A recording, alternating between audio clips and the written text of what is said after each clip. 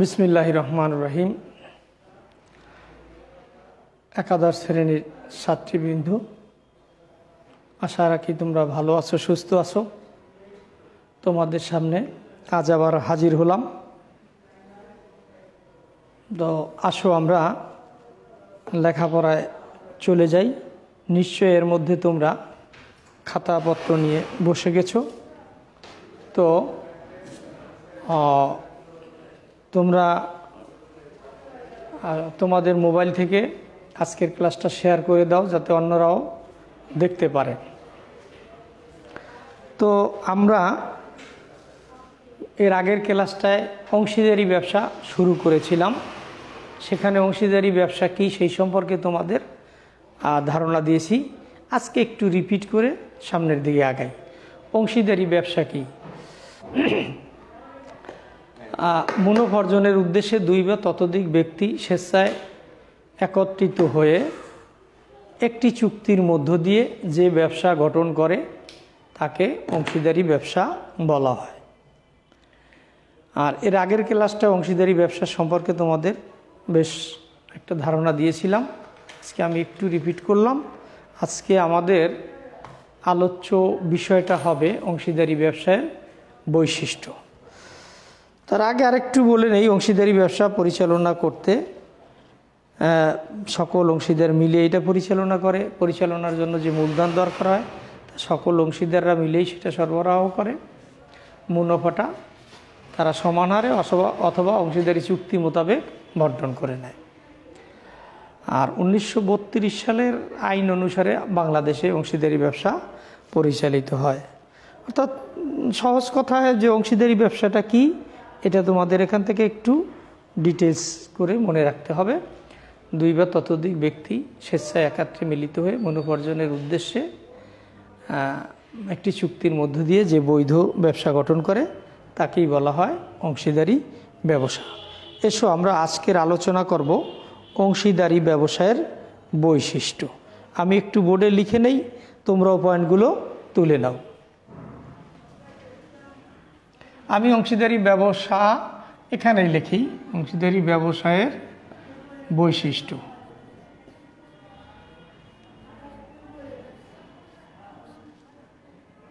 বোর্ডে আমি লিখে নিই, তারপরে আমরা আগের মতো আলোচনা করব।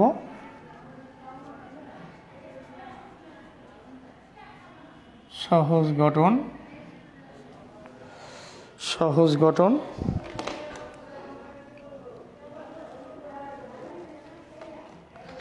চুক্তিবদ্ধ সম্পর্ক। 2 নম্বরে লেখো চুক্তিবদ্ধ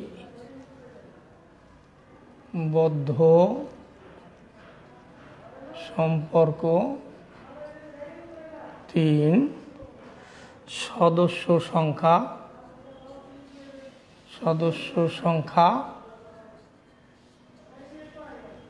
4 সদস্যদের যোগ্যতা।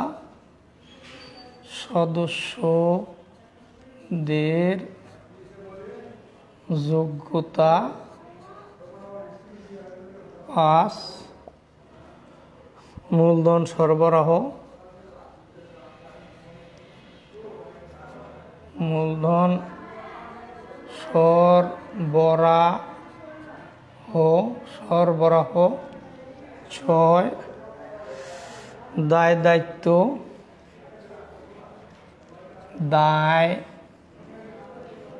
দায়িত্ব। 7 নম্বরে লেখো পারস্পরিক আস্থা ও বিশ্বাস। পারস্পরিক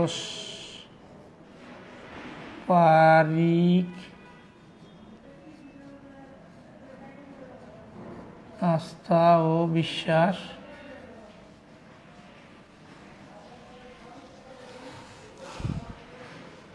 8 নম্বরে লেখো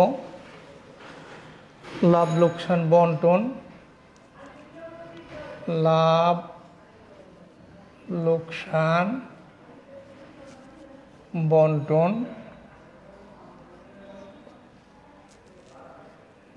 9 নিবন্ধন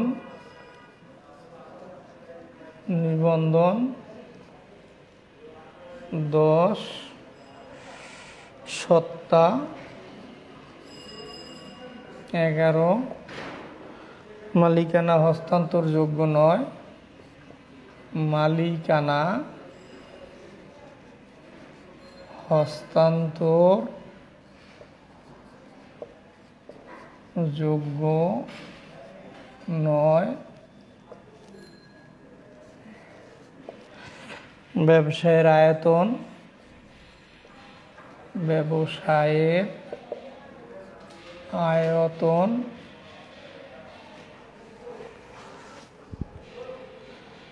ব্যবসায়ের আয়তন ব্যবস্থাপনা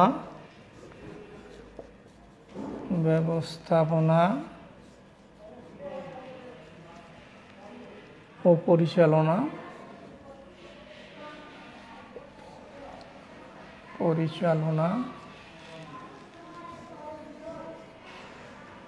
আইনসম্মত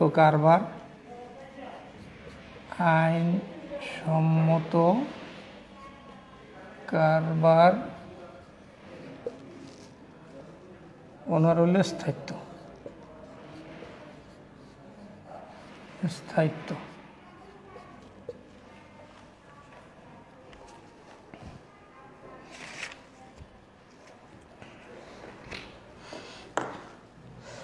শিক্ষার্থী বন্ধুরা দেখো, ইতিমধ্যে আমি বোর্ডে লিখে ফেলেছি, আবার তোমাদের সুবিধার্থে একটু বলে দেই। অংশীদারি ব্যবসা একটি বৃহদায়তনের ব্যবসা।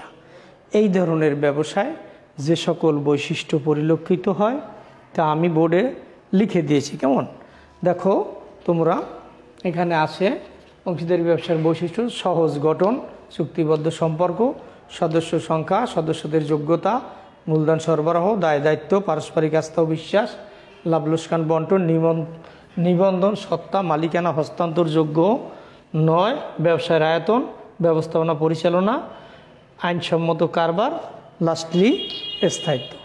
এসো আমরা একটু এই পয়েন্টগুলো সম্পর্কে বিস্তারিত আলোচনা করি।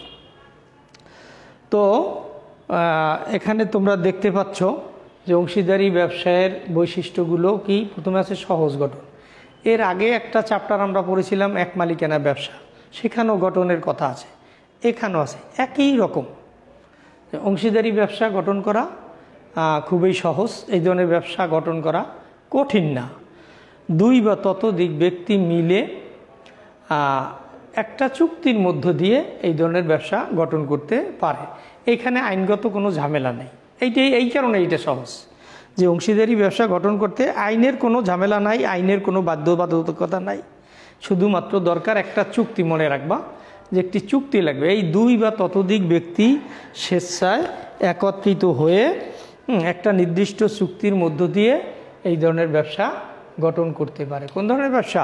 অংশীদারি ব্যবসা। নেক্সট হচ্ছে চুক্তিবদ্ধ সম্পর্ক। দেখো, চুক্তি ছাড়া অংশীদারি ব্যবসা গঠিত হইতে পারে না। অংশীদারি ব্যবসা গঠন করতে হলে অবশ্যই একটা চুক্তি লাগবে। সে চুক্তিটা কি? সে চুক্তিটা হতে পারে লিখিত, হতে পারে মৌখিক, তবে মৌখিক হওয়াই বাঞ্ছনীয় বা ভালো। কেমন? তাহলে দেখলাম যে অংশীদারদের মধ্যে কি সম্পর্ক? চুক্তিবদ্ধ সম্পর্ক, অর্থাৎ চুক্তি ছাড়া বা চুক্তি ব্যতীত এই ধরনের ব্যবসা গঠন করতে পারে না। কাজেই অংশীদারদের মধ্যে সম্পর্কের সৃষ্টিটাই হয়, সম্পর্কের শুরুটাই হয় চুক্তির মধ্য দিয়ে। আর একটা আছে সদস্য সংখ্যা। এইটা তোমাদের একটু মনে রাখা দরকার। সদস্য সংখ্যা কত এইটা একটু খেয়াল রাখতে হবে। আমি একটু উপরে চলে যাই এইটার জন্য। সদস্য সংখ্যা সাধারণ অংশীদারি ব্যবসায় সর্বনিম্ন 2 জন, সর্বোচ্চ 20 জন। ব্যাংকিং ব্যবসায়ের ক্ষেত্রে 2 জন, সর্বোচ্চ 10 জন। এই কথাটা তোমাদের মনে রাখতে হবে। কেমন? এই সদস্য সংখ্যা কত? অংশীদারি ব্যবসায়, সাধারণ অংশীদারি ব্যবসার ক্ষেত্রে সদস্য সংখ্যা সর্বনিম্ন কয়জন? 2 জন, সর্বোচ্চ 20 জন। অর্থাৎ এই 20 জনের বেশি কিন্তু অংশীদারি ব্যবসা সদস্য হতে পারবে না। আর ব্যাংকিং ব্যবসা, অর্থাৎ ব্যাংকের ব্যবসা যারা করে, যারা ব্যাংক প্রতিষ্ঠা করে, বর্তমান যুগে বহু প্রাইভেট ব্যাংক আছে, এই ব্যাংকিং ব্যবসার ক্ষেত্রে অংশীদারি আইন অনুযায়ী সর্বনিম্ন সদস্য সংখ্যা 2 জন, সর্বোচ্চ 10 জন। তো এই তোমাদের এখান থেকে দেখা যায় যে অনেক সময় 2-1টা অবজেক্টিভের বা নৈর্ব্যক্তিকের প্রশ্ন থাকে যে ব্যাংকিং ব্যবসায়ের ক্ষেত্রে সর্বোচ্চ সদস্য সংখ্যা কত, সেখানে 10, 15, 20, 30 এরকম দিতে পারে। তো আমরা যদি জানি যেটাই দেখ না কেন আমরা বলতে পারবো। এই হইল সদস্য সংখ্যা, এতটুকু তোমাদের মনে রাখতে হবে। কেমন? এরপরে আসো সদস্যদের যোগ্যতা, একটা ভেরি ইম্পর্টেন্ট পয়েন্ট। সদস্যদের যোগ্যতা কি? এখানে এই যোগ্যতা বলতে আমরা অনেকেই মনে করি এই এক একজন সদস্যকে BA পাস MA পাস হতে হবে অথবা পারদর্শী হতে হবে। না, এই সমস্ত কিন্তু যোগ্যতার মধ্যে পড়ে না। অর্থাৎ অংশীদারি ব্যবসা যারা চুক্তি সম্পাদন করতে পারে সেই সকল ব্যক্তিরাই কেবল অংশীদারি ব্যবসার সদস্য হতে পারে। তাই সদস্যদের যোগ্যতা কি? সদস্যদের যোগ্যতা হয়েছে যে প্রাপ্ত বয়স্ক সুস্থ মস্তিষ্ক সম্পন্ন যে কোনো নরনারী। আমি আবার বলছি, হ্যাঁ, সদস্যদের যোগ্যতা কি?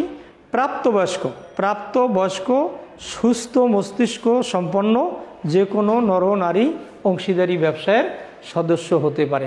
প্রাপ্তবয়স্ক বলতে কি বোঝায়? প্রাপ্তবয়স্ক বলতে বোঝায় যে আমাদের দেশে 18 বছর একজন অংশীদারের সদস্য হতে হলে তাকে কমপক্ষে কি হতে হবে? তাকে 18 বছরের হতে হবে। 18 বছর হলে সে প্রাপ্তবয়স্ক হয়, সে একটা চুক্তি সম্পাদন করার যোগ্যতা রাখে। এইটাই যোগ্যতা, শুধু তোমরা এইটা মনে রাখবা, প্রাপ্তবয়স্ক আর একটা হলো সুস্থ মস্তিষ্ক সম্পন্ন। কেমন? পাগল মাতাল দেউলিয়া এরা কিন্তু হইতে পারে না। কাজেই এই কথাটুকু মনে রাখলেই হবে, প্রাপ্তবয়স্ক এবং সুস্থ হতে হবে। মূলধন সরবরাহ তোমাদের অনেক জায়গায় বলেছি, প্রথম অধ্যায় বলেছি, এক মালিকানা ব্যবসায় বলেছি। ব্যবসা করতে গেলে দরকার মূলধন। অংশীদারি ব্যবসাও এর ব্যতিক্রম নয়। অংশীদারি ব্যবসাও কি লাগবে? মূলধন লাগবে। এখন এই মূলধনটা কারা সরবরাহ করবে? সকল সদস্য মিলে। হ্যাঁ, অংশীদারি ব্যবসা পরিচালনা করার জন্য যে মূলধনের দরকার হয় সেই মূলধনটা কারা সরবরাহ করে? অংশীদারি ব্যবসার সদস্যগণ সরবরাহ করে। এই সদস্য কারা? এরকম সাধারণ ব্যবসার ক্ষেত্রে 2 থেকে 20 জন। এই 20 যদি ধরে নিলাম আমরা 20 জন বা 15 জন সবাই মিলে দিবে, এই মূলধনের পরিমাণটা কম বেশি হতে পারে। কেমন? আবার ব্যাংকিং ব্যবসার ক্ষেত্রেও একই রকম, যে মূলধনটা লাগে সেই মূলধনটা সকল অংশীদার মিলে সরবরাহ করে। এটা ডিটেলস আমরা আরও পরে পড়বো, এটা কম বেশি হতে পারে। হ্যাঁ, কেউ 50,000 কেউ 1 লাখ দিতে পারে, কোনো সমস্যা নেই।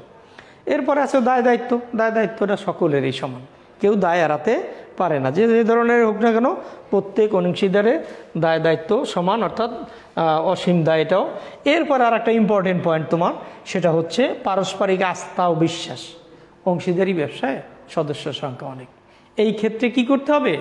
একজন অংশীদার আর একজন অংশীদারের উপরে আস্থা রাখতে হবে, তাকে বিশ্বাস রাখতে হবে।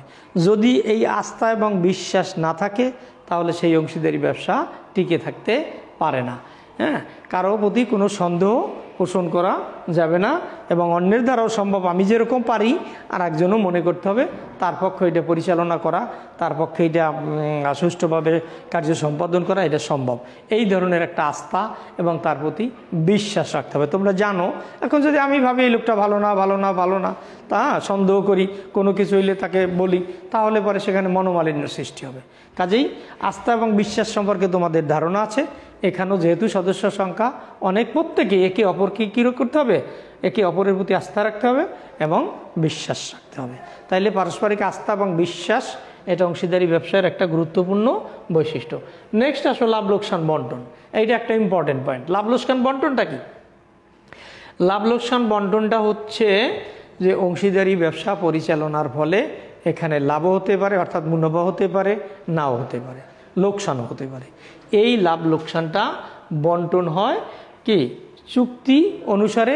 যদি চুক্তিতে কোনো কথাবার্তা না থাকে, কোনো উল্লেখ না থাকে, তাহলে পরে এটা সমান হারে বন্টিত হবে। অংশীদারদের মধ্যে কী হারে?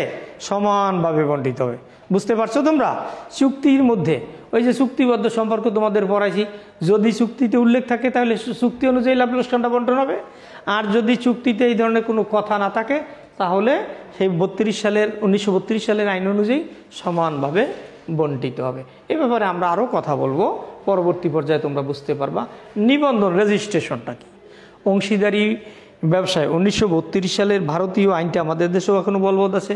সেই 32 সালের আইন অনুযায়ী অংশীদারি ব্যবসার নিবন্ধনটা কিন্তু বাধ্যতামূলক না।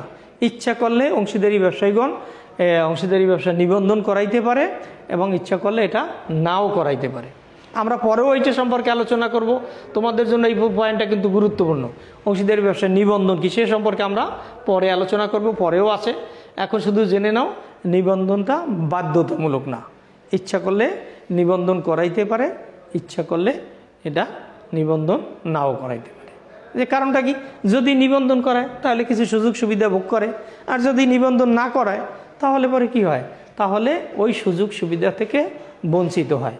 এই ব্যাপারে অনেক কথা আছে নিবন্ধন নিয়ে, সেটা আমরা পরে আলোচনা করব। সত্তা আগের মতোই, এক মালিকানা ব্যবসা আমরা যেরকম পড়েছি, অংশীদারি ব্যবসায়ও পৃথক কোনো সত্তা নাই।